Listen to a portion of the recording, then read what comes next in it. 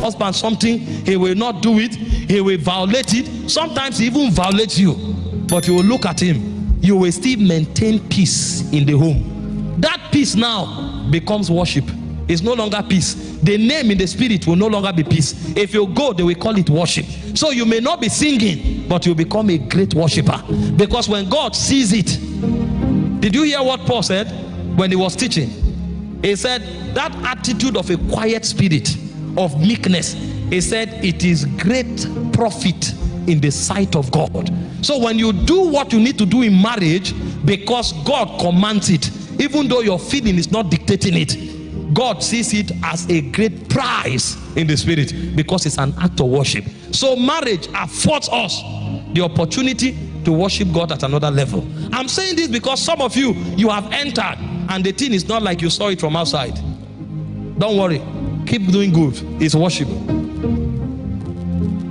That your husband that spoke with tongue like honey, now all you are hearing is quarrel. Don't change, keep loving.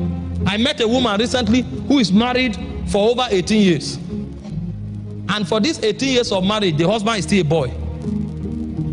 If they have any little disagreement at home, for 2 weeks, the husband will come frowning. He won't laugh with anybody. He will intimidate them until they come and beg. And you will think when they beg, it will pacify the man. When they start begging, it's like he reminds him that he's king. He will now add fuel and extend the anger for another 1 week.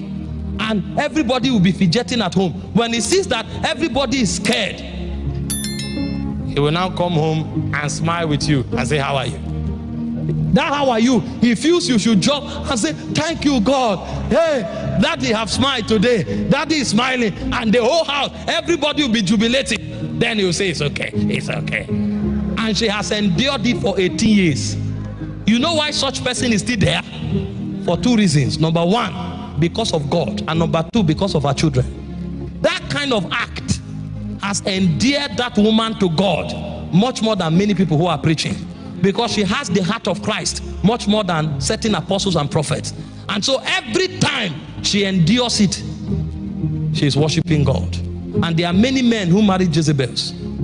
And they have also endured for 10 years, for 20 years. So long as your life is not threatened, so long as it's not violent, and you can still endure it, it's an act of worship. But God is not intending for us to endure. He wants us to enjoy it and leave it to the full. But the point I'm making is there are certain areas that while we are undergoing transformation, we will keep enduring. That endurance is because of God, and God sees it as worship. This is one of the mystery of marriage. Now, because it is worship, it becomes a basis for you getting reward in heaven. So some people will not get reward in heaven only because they want souls. Some people will get reward in heaven because they made the marriage work, because they stayed until the children became prophets, they became apostles, they became governors, they became presidents. So they stayed and played their part for the nation to be fulfilled. God sees it as an act of worship. Can we bow our heads and pray? Paul said marriage is a great mystery. It is something deeper than emotions. Emotions are a part of it, but it's deeper. Now there are 2 prayers we'll pray here tonight. Number 1 is for God to give you the discernment to choose correctly. May you not choose because you felt something. I'm telling you the truth. May you not choose because you felt something. Choose because God witnessed to it that is what He wants for you. You can build happiness. You can build understanding. You can build friendship. But make sure this person is God-fearing. Make sure this person is submitted to God. Make sure God Himself gives you a witness that He has a hand in this thing. I saw a clip recently. A young lady got married to a man, probably because he was throwing money everywhere. On the reception ground, the lady now started seeing what she never knew.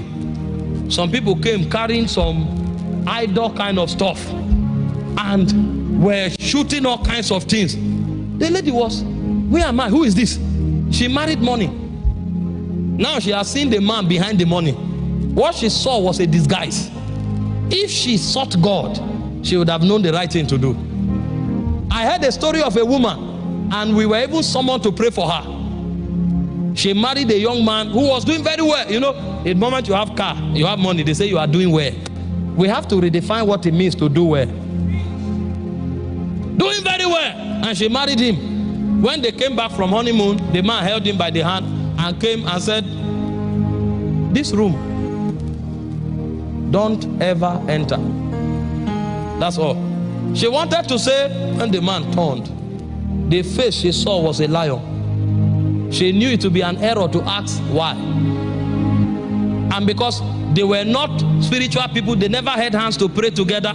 They never spoke about God. They never spoke about kingdom. The man will come today, give 100,000. Come tomorrow, give car. She never really connected to the spirit of the man. Now the man turned and she saw the reality of the man. Fear hit her. But you know, men have curiosity. One day the man was not around and she went to open the room. She saw a bucket of blood. That's how she started screaming and became mad from there. They had to invoke intercessors to pray. She will recover. After 1 month, the thing will come to her again. She will start. We labored at that time. That was the stature we had based on our revelation. We labored and we got tired and left. Some people were laboring. I hope she was delivered. But even if she is, how will she go back to that house? You know what? She will have to start trusting God to live her life afresh. Because she took for granted matters that have their roots in the spirit. If you have not yet married, one prayer you pray tonight is, Lord, give me. The power of God has moved here mightily already, so I'm not even attempting to do anything. Ask God, grant me discernment to see how you see. And also grant me the fortitude to marry, not according to my carnality, but according to your will. That's the first prayer. Pray. When you hold my hands, everything becomes possible.